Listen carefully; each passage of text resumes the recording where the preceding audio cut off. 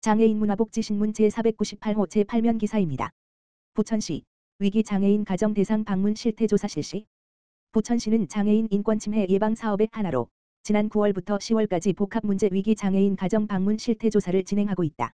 실태조사는 부천시 장애인인권센터 조사관이 인권 상담을 통해 발굴된 위기 장애인 23명을 대상으로 직접 면담을 진행해 주거 환경, 돌봄 상황 등 생활 실태와 장애인 학대 등 인권 침해 여부를 확인하는 방식으로 진행된다. 센터는 방문 실태조사 이후 지원이 필요한 가정 발견 시 맞춤형 급여, 긴급복지 지원 등 대상자별 복지 서비스와 유관기관 연계를 통한 통합사례 관리를 의뢰할 계획이다. 아울러 장애인 학대가 확인될 경우에는 피해자 보호 조치 및 지원, 수사기관 신고와 함께 경기남부장애인권익공호기관과 연계해 학대 조사를 시행할 계획이다. 부천시 장애인인권센터는 부천시 모든 생활영역에서 장애를 이유로 한 차별과 인권 침해에 대해 신고 접수, 상담, 조사 업무를 수행하고 있으며 장애인 차별금지 및 인권 보장을 위한 실태조사, 교육, 홍보 사업도 함께 추진하고 있다. 장애인 차별 및 인권 침해 신고는 본인이 직접 경험했거나 목격한 경우뿐 아니라 보호자, 후견인, 개인, 단체 등 누구나 가능하다. 신고는 전화, 지역번호 032-625-9710-9712, 팩스, 지역번호 032-625-9719, 방문 및 우편, 부천시 오정구 신흥로 364으로 가능하며 부천시 홈페이지 종합민원 내 장애인 인권 침해 신고 메뉴를 통해서도 접수할 수 있다. 시흥시 성결대와 함께 발달장애인 대상 생태환경 체험 진행. 시흥시 시장 임병택은 지난 10월 13일 성인 발달장애인의 사회 적응력 강화와 자연환경에 대한 감수성 향상을 위해 청라 생태공원에서 성결대와 바람개비가 함께하는 생태환경 체험을 진행했다. 이번 사업은 대학과 협력하는 통합형 평생교육 프로그램의 일환으로 2020년 11월 시흥시 발달장애인 평생교육지원센터와 성결대학교 지역사회협력단이 업무협약을 체결한 이후 매년 운영되고 있으며 올해로 5회를 맞았다. 이날 프로그램에는 성결대학교 소속 대학생들이 자원봉사자로 참여했으며 발달장애인의 행동 특성과 의사소통 방법을 이해하는 시간을 가졌다. 참가자들은 청라 생태공원의 숲길을 함께 걸으며 식물과 곤충을 관찰하고 자연을 직접 보고 듣고 느끼는 활동을 통해 인지적 감각적 발달과 사회적 상호작용 능력 향상의 시간을 가졌다. 또한 참가자들은 텀블러 사용, 일회용품 줄이기 등 환경보호 실천 교육을 함께 받으며 일상에서 지속 가능한 생활 습관을 자연스럽게 익혔다. 한은혜 시흥시 발달장애인 평생교육지원센터장은 성결대학교 지역사회협력단의 전문적이고 따뜻한 지원 덕분에 참여자들이 안전하고 즐겁게 체험할 수 있었다라고 말했다. 주시 후 성결대학교 교수는 앞으로도 지역사회와 협력해 발달장애인의 자립과 사회 참여를 지원하는 통합형 교육 프로그램을 지속적으로 추진하겠다라고 말했다.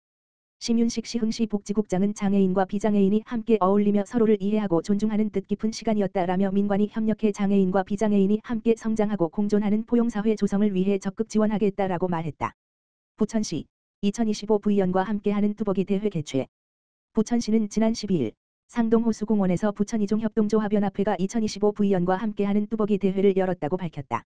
행사에는 조용익 부천시장을 비롯해 도시의원과 관계자 등 30여 명이 참석했다. 뚜벅이 대회는 장애인, 비장애인, 다문화인이 함께 어울려 소통하고 화합하는 자리로 부천이종협동조합연합회가 주최하고 신협중앙회 부천소망신협과 한국사회적기업진흥원이 후원해 지난해에 이어 올해 두 번째로 열렸다. 행사는 장애인 합창단 공연을 시작으로 협동조합 홍보부스 운영, 기념식, 걷기대회, 장기자랑 등으로 구성됐다. 걷기 행사는 상동호수공원 내 호수를 한 바퀴 도는 1km 코스로 진행됐으며 장애인, 다문화인, 지역주민 등 200여 명이 참여해 함께 걸었다. 최승주 부천이종협동조합연합회장은 이번 행사는 장애인과 비장애인이 함께 어울리며 서로를 이해하고 편견 없이 소통하는 계기를 만들고자 마련했다며 작은 움직임이지만 차별 없는 사회를 만드는 데 보탬이 되길 바란다고 말했다. 조용익 부천시장은 장애인과 비장애인이 함께 걷고 웃을 수 있는 자리가 더욱 많아지길 바란다며 누구나 일상 속에서 차별 없이 어울릴 수 있는 포용도시 부천을 만들어가겠다고 말했다. 부천시는 앞으로도 다양한 계층이 참여할 수 있는 행사를 통해 시민 간의 이해와 교류를 넓혀나갈 방침이다. 원디자인 연성동 관내 장애인 시설의 젤리 10번 지상자 후원. 시흥시 연성동 행정복지센터 동장 김상동은 지난 10월 1일 원디자인 김원종 대표이자 연성동 지역사회보장협의체 위원이 지역 내 어려운 이웃을 위해 젤리 10번 지상자를 후원했다고 밝혔다.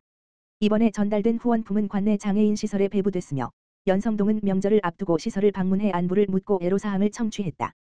시흥시 장애인 주간보호시설인 하나더하기 안덕회 대표는 이렇게 매번 후원을 받기만 해도 되는지 모르겠다라며 명절 연휴 전에 시설을 이용하는 대상자들에게 잘 전달하겠다라고 감사 인사를 전했다. 김상동 연성동장은 지난번에 이어 다시 귀한 나눔을 실천해준 김원종 대표에게 깊이 감사드린다라며 후원품은 명절을 맞은 장애인들에게 잘 전달하겠다라고 말했다. 부천시 온마음 인공지능 AI 복지콜 3개월 중간 성과 발표. 부천시는 9월 30일 취약계층에게 맞춤형 복지 정보를 신속히 제공하고 적기에 서비스를 연계하는 온마음 인공지능 AI 복지콜 사업의 중간 평가회를 열고 3개월간의 추진 성과를 점검했다. 평가회에는 시와 동행정복지센터, 민간 컨소시엄 등 관계자 총 12명이 참석했다. 온마음 인공지능 AI 복지콜은 복지 신청주의의 한계를 보완하고 정보 소외계층의 접근성을 높이기 위한 혁신 사업이다. 지난 3개월간 민생회복 소비 쿠폰, 풍수해보험, 이동통신요금 감면 등 35종의 복지제도를 안내하며 총 85만 건을 발신해 47만 건의 정보 제공과 서비스 연계 성과를 달성했다. 특히 폭염 대비 냉방기기 보유 실태 조사를 통해 4시간 만에 2만 6천 명을 조사하고 선풍기 미보유 120가구를 발굴해 지원했다. 이에 더해 신용회복위원회 채무조정 서비스는 인공지능 AI 복지콜 안내 후 올해 월 평균 27건에 불과하던 신청건 수가 9월 한 달 동안 665건으로 증가해 정보 소외로 인한 복지 신청 누락을 해소하는 데 기여했다. 특히 전국 최초로 인공지능 AI 복지콜과 연계한 음성분석 기반 인지건강검사를 실시해 1,709명이 검사를 완료했고 이 중 인지건강위험군 944명을 선별했다. 위험군에 대해서는 2단계 표준검사와 치매안심센터의 전문검사로 연계해 조기 발견과 예방을 지원할 계획이다. 정미연 부천시 복지정책과장은 온마음 인공지능 AI 복지콜은 복지 사각지대를 적기에 발굴하고 맞춤형 서비스를 연계하는 데 큰 역할을 하고 있다며 앞으로도 시스템을 고도화해 생활에 꼭 필요한 복지 정보를 신속하게 제공하고 시민이 체감할 수 있는 촘촘한 복지 안전망을 구축하겠다고 말했다. 부천시 시민건강 위한 맨발길 52개소 조성 완료. 부천시는 시민건강 증진과 자연 친화적 여가 활동을 위해 관내 맨발길 52개소 조성을 완료했다고 14일 밝혔다. 이번 조성은 지난해 20개소를 시작으로 올해 추가로 52개소를 마련해 총 72개소의 맨발길을 개장한 것이다. 이에 시는 향후 시민이 직접 맨발길을 관리하는 시민참여형 공원 문화를 확산하는 것을 목표로 삼고 있다. 특히 새롭게 조성한 맨발길에는 세족장, 신발장, 벤치 등 편의시설을 확충해 이용 편의를 높였다. 중앙공원 맨발길에는 친근하고 즐거운 분위기 속에서 맨발길 에티켓을 자연스럽게 알릴 수 있도록 맨발길 에티켓송을 제작해 송출하고 있다. 시는 이를 통해 시민의 자발적 참여를 유도하고 질서 있고 쾌적한 이용 문화를 정착해 나갈 계획이며 시민들이 불편 없이 풍요로운 여가 생활을 누릴 수 있도록 맨발길을 지속적으로 유지 관리할 방침이다. 관내 맨발길의 자세한 위치 정보는 부천시 홈페이지 관광부천여행자연일링에서 확인할 수 있으며 이번에 새롭게 조성한 52곳의 정보도 순차적으로 업데이트될 예정이다. 부천시 관계자는 맨발길은 단순한 산책로를 넘어 시민에게 건강과 치유의 시간을 제공하는 소중한 공간이라며 서로를 배려하고 이용 수칙을 지키는 성숙한 시민의식이 필요하다고 말했다.